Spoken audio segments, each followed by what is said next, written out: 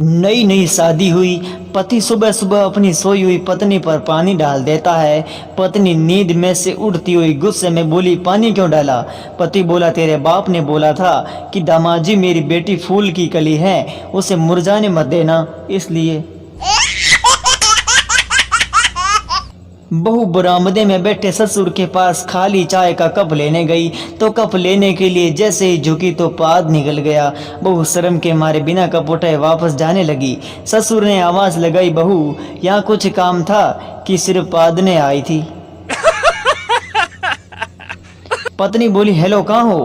पति बोला, याद है पिछली दीपावली पर हम एक ज्वेलरी की दुकान में गए थे जहां तुम्हें एक हार भी पसंद आ गया था।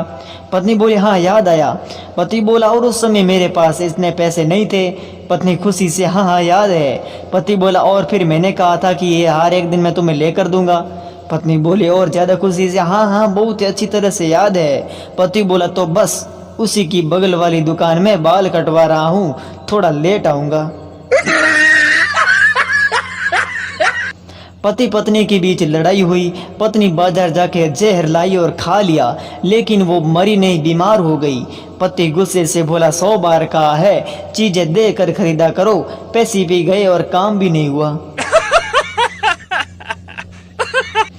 पति अपनी पत्नी का हाथ अपने हाथ में लिए बाजार में घूम रहा था। तभी उसका एक दोस्त उसे मिला और बोला, यार इतने साल हो गए तेरी शादी हुए, लेकिन आज भी अपनी पत्नी के प्रति तेरा प्रेम देखकर दिल खुश हो गया। पति बोला, ऐसा कुछ नहीं है यार, इसका हाथ छोड़ते ही ये किसी दुकान में घुस जाती है। सुहाग रात के समय पति बोला, तुमने अंडरवियर क्यों नहीं पहनी? पत्नी बोली, क्योंकि मैंने अपनी मम्मी से वादा किया था कि मैं किसी के सामने अंडरवियर नहीं उतारूंगी।